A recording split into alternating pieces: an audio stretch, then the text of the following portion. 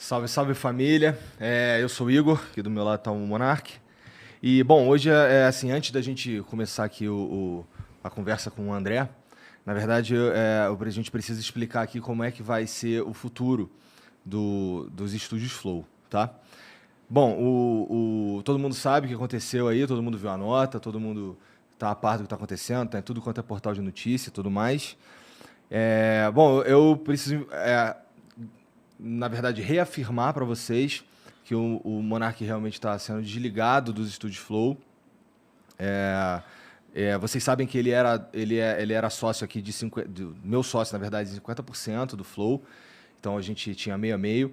E o que vai acontecer aqui é que eu vou comprar a metade dele até para ele ter uma.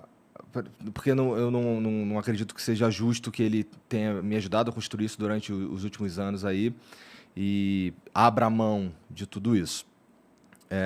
Isso vai acontecer de forma... Assim, existem os trâmites legais, né? Os advogados, os contadores lá precisam retificar as coisas na empresa, tudo mais. Mas a verdade é que esse é o último programa do Monark aqui comigo nessa mesa. Então, eu conto aí com vocês no futuro, tá? A gente vai continuar fazendo programas aqui. Os programas aqui da casa vão continuar também, até porque essa é uma decisão que foi tomada em conjunto com o Monark, porque a gente precisa... Existem muitas outras coisas que existem diretamente mais de 80 pessoas dependem aqui do Flow, sem contar ação social, sem contar novos projetos, nada disso. Então, só de pessoas trabalhando para a gente aqui, a gente tem uma galera que a gente quer muito manter com os seus empregos. Então, essa decisão de não matar e continuar tem muito a ver com isso também. E foi uma coisa que a gente meio que decidiu, a gente percebeu o que se tornou tudo isso, a gente entendeu a gravidade do problema, a gente realmente se incomodou com o problema, tá? E decidimos aí desligar o Monark para que as pessoas que trabalham aqui não sofram com isso, os outros programas da casa também não sofram com isso. Então, vai continuar, tá bom? E como diz lá na nota, o Monark realmente não faz parte aqui, não vai mais fazer parte, não vai mais fazer um programa aqui nos Estúdios Flow e não vai também fazer parte do quadro societário, tá bom? Tu quer adicionar alguma coisa, Monarcão? Não, é isso. A gente chegou na conclusão que era a melhor coisa, que o Flow ele precisa transcender o Monark, né? Ele precisa ser desassociado e a gente acha que esse é o melhor caminho. Eu, claro, vou ter minhas paradas, eu vou continuar produzindo no meu canto ali. A gente vai ter um acordo aí Um ressarcimento, compra, tudo mais. Ressarcimento, tal. Mas é isso, galera. Infelizmente eu errei em a forma que eu comuniquei e muita gente entendeu como se eu estivesse defendendo algo que eu sou totalmente contra, novamente. Então, eu acho que é melhor eu assumir essa minha culpa e é isso que está acontecendo, né? Bom, e para falar também sobre esse assunto que gerou tudo isso que está acontecendo, a gente tem aqui o professor André Leist, que foi muito gente boa de vir trocar ideia com a gente também. Muito obrigado, cara, por vir aí trocar essa ideia com a gente. Obrigado a vocês. Queria estar falando com você em circunstâncias mais felizes. Eu também. Pois é. Mas, vamos lá. Esse teu livro aí sobre... Você trouxe um livro do Martin Gilbert. Eu trouxe um dos livros mais importantes da história do Holocausto. É uma história dos judeus da Europa, mas, assim, antes de mais nada, eu queria dizer que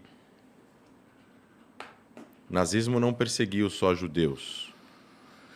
O Holocausto e a especificidade dele aconteceu com os judeus. câmaras de gás, 1,5 milhão de mortos de crianças e tudo mais.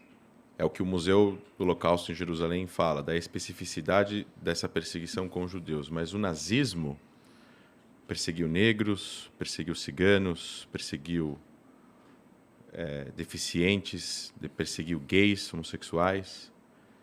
E eu acho que, humildemente, eu me coloco aqui também representando essas populações, não só como judeu, porque eu acho que a gente não pode normalizar o mal.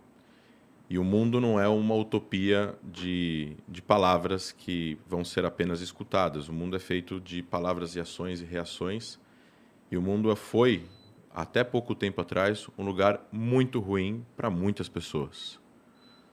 E eu acho que o que a gente está vivendo hoje em dia com a modernidade, com a educação, com o acesso à informação e à ciência e à história, é que a gente pode construir um mundo melhor.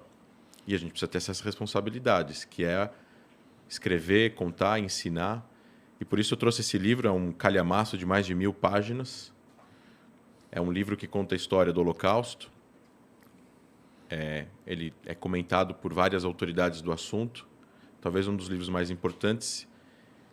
É um livro para vocês. É um livro para os ouvintes, para os espectadores. Se quiserem comprar, está em português. Mas é um livro que acho que abre essa conversa. Tá.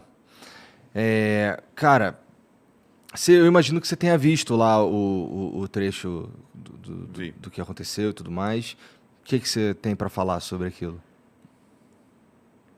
Eu vou, para falar sobre isso, fazer uma breve leitura de um comentário. Tá. Na verdade, de um comentário não. Na verdade, tem um texto que chama O Paradoxo da Intolerância, que ele aparece na obra A Sociedade Aberta e Seus Inimigos, do livro do Karl Popper. Ele fala sobre a crítica extensamente às ideias filosóficas que deram origem, na opinião do autor, aos movimentos totalitários do século XX. Todo o livro é uma defesa da sociedade aberta e pluralista, da racionalidade e do falibilismo. Ele fala, eu não vou ler o texto inteiro, ele fala assim: devemos, pois, reservar o direito, em nome da tolerância, de não tolerar os intolerantes. Devemos afirmar que qualquer movimento que prega a intolerância está fora da lei e considerar criminoso o incitamento à intolerância e perseguição, da mesma forma que é criminoso o incitamento ao homicídio, ao rapto e ao reavivar da escravatura. Em resumo, a tolerância ilimitada levará ao desaparecimento da tolerância. O que eu quero dizer com isso? A República de Weimar, que foi o governo alemão antes da subida de Hitler no poder, ele acreditava nessa inclusão de várias ideias e, com isso, o Partido Nazista concorreu democraticamente às eleições na Alemanha e venceu. E o primeiro ato deles foi acabar com toda a sociedade civil alemã, com todas as instituições democráticas e perpetuar o que eles perpetuaram na Segunda Guerra Mundial, com 50 milhões de mortos, com 6 milhões de judeus, com diversos centenas de milhares de várias outras minorias. Essa abertura que eles deram em nome desse debate de ideias, o outro lado não entende esse debate de ideias. O outro lado não está interessado em debater ideias, o outro lado está interessado em tomar o poder com golpe e impor a sua vontade, que no caso do nazismo especificamente, é voltado a uma ideologia radical, extremista, genocida, baseada em raça. Não só em raça, mas na ideia de um ser humano geneticamente melhor que o outro. Já foi provado pela ciência que isso não existe. E para que a humanidade possa, entre aspas, sobreviver, como diz no livro Sapiens, de Yuval Harari, o escritor israelense premiado, eles acreditavam que eles estavam fazendo um bem para o mundo, o nazista.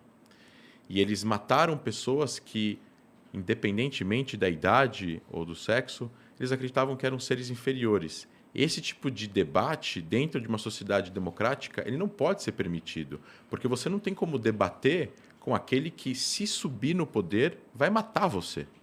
Isso está fora do campo democrático das ideias. É como você colocar um partido que é uma organização criminosa, como o PCC, ou você colocar, ou como a gente imaginar agora, grupos terroristas concorrendo a eleições nos países que eles estão se alojando no Oriente Médio. Isso é ruim para a sociedade, é ruim para a humanidade e ruim para o futuro do mundo.